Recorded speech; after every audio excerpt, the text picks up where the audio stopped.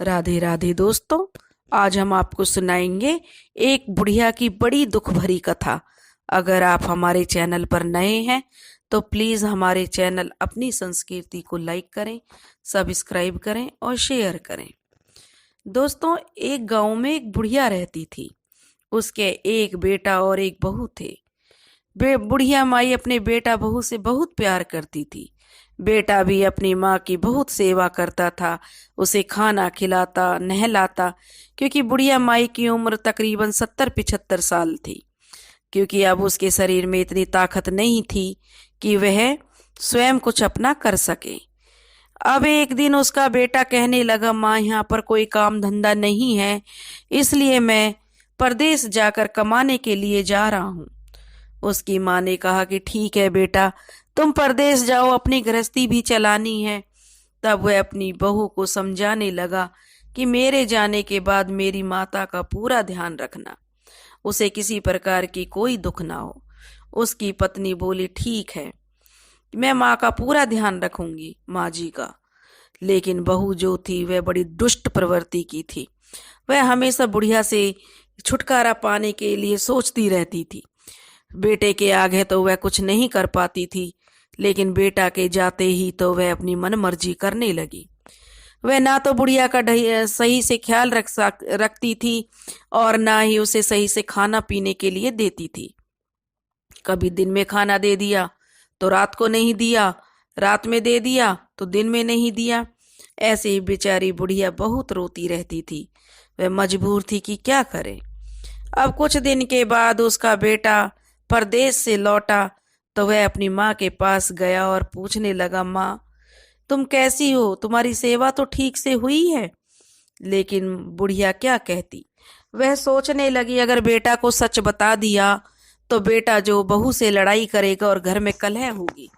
इतने दिनों बाद मेरा बेटा घर आया है, मैं उसकी सुख शांति नहीं भंग करना चाहती। और उसने अपने बेटा को कुछ नहीं बताया और कहने लगी, हाँ बेटा, मेरी तेरी बहू ने बहुत सेवा की है। बेटा अपना खुश हो गया और अपनी पत्नी से भी बहुत प्यार से मिला।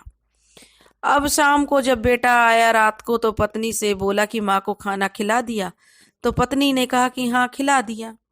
तब वह अपनी माँ के पास गया और बोला, माँ खाना खा लिया। तो माँ कहने लगी, नहीं, मैंने खाना नहीं खाया। तब वह अपनी पत्नी के पास गया और कहने लगा, माँ तो कह रही है खाना नहीं खाया।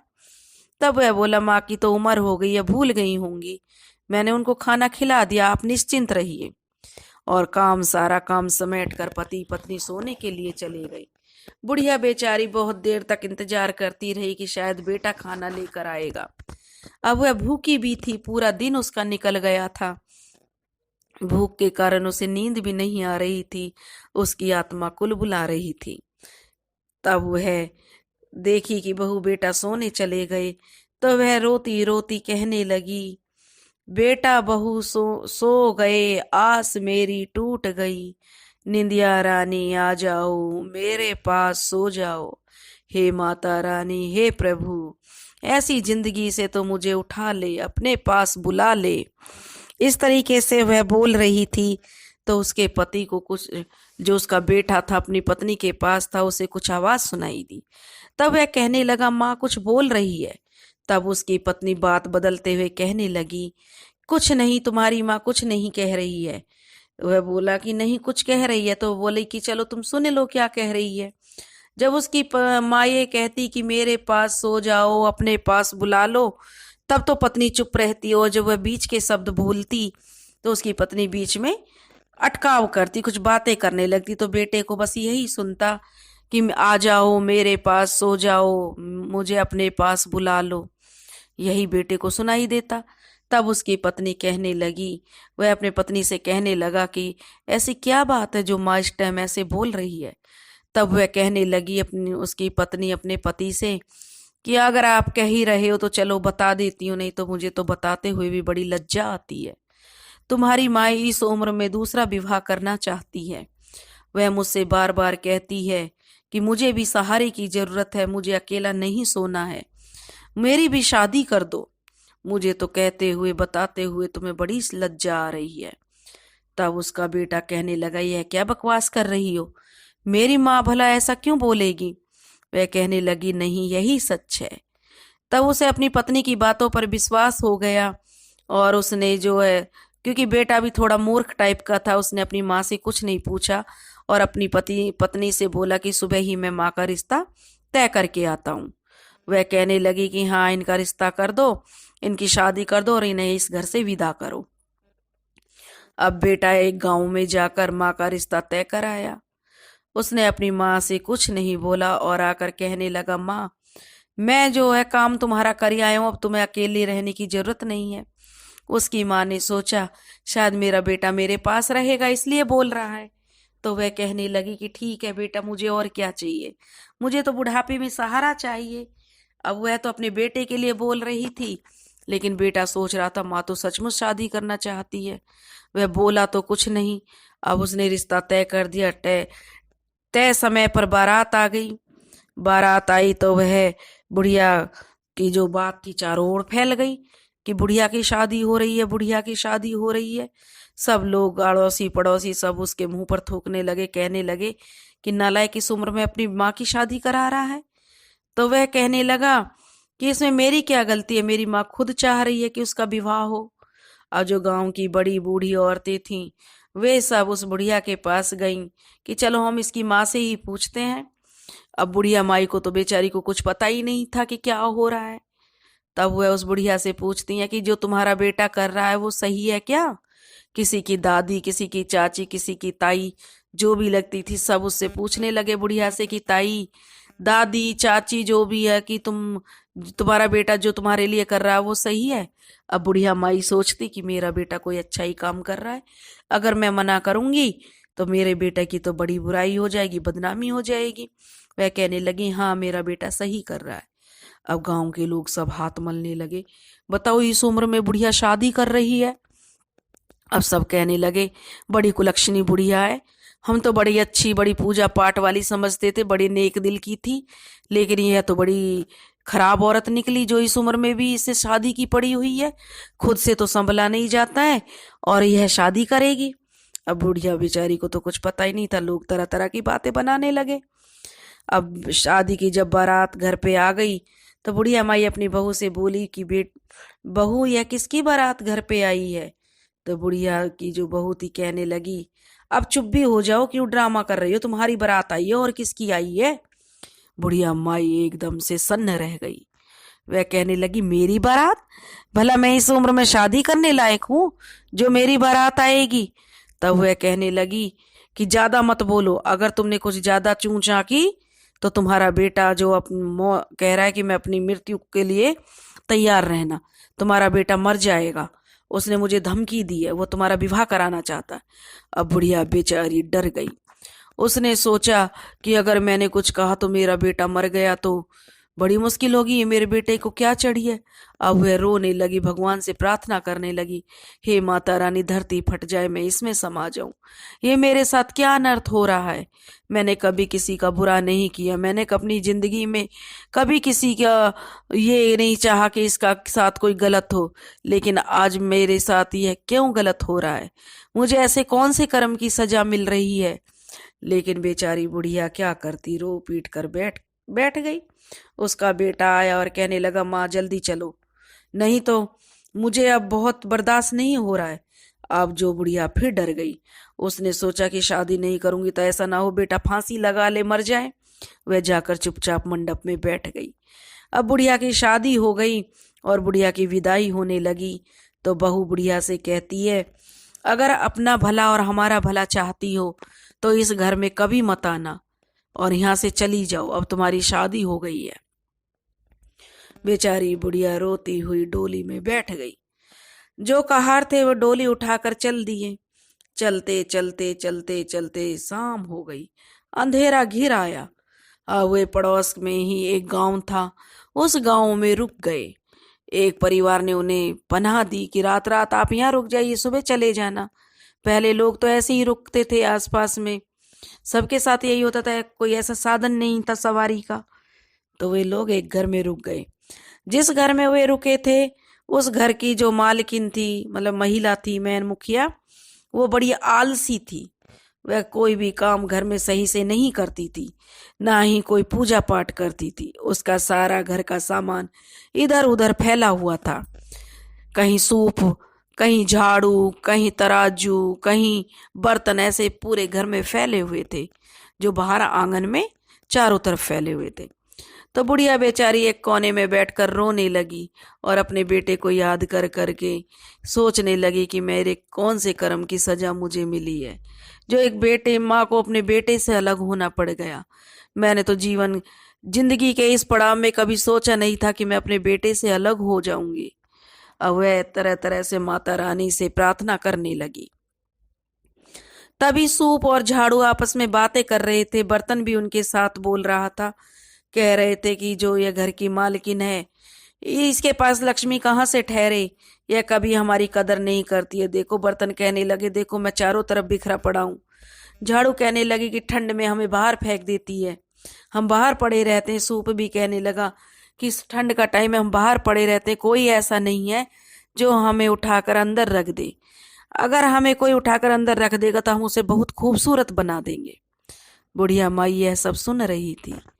अब उसने वह उठी और उसने जो सूप, झाड़ू, बर्तन, तराजू, पंसेरी, जो भी इधर उधर घर का सामान था, सब सलीके से लगा दिया।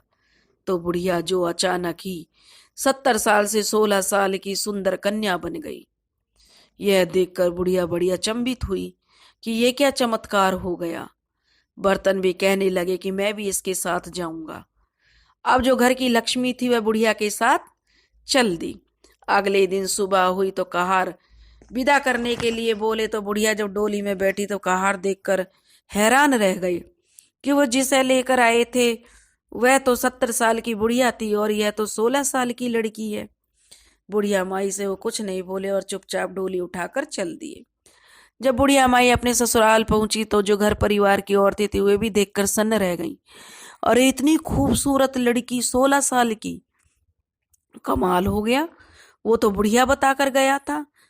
सब लोग बोले कि चलो ये जैसे इन्होंने किया है ठीक है, हमें क्या, हमारे घर में तो बहू आ गई। और उसका घर में रहने लगी। अब उधर 7-8 दिन हो गए तो पड़ोसी जो उसके बेटे के साथ तफरी कर रहे थे, मजे ले रहे थे, कह रहे थे, अरे तेरी माँ को गए हुए 7-8 दिन हो गए, तू लेने नहीं गया। बेटा ने सोचा कि सच में लेने जाना होगा। तब वह अपनी पत्नी से कहने लगा कि मैं अपनी माँ को लेने जा रहा हूँ। उसकी पत्नी कहने लगी कि पागल हुए हो, जो माँ को लेने जा रहे हो है?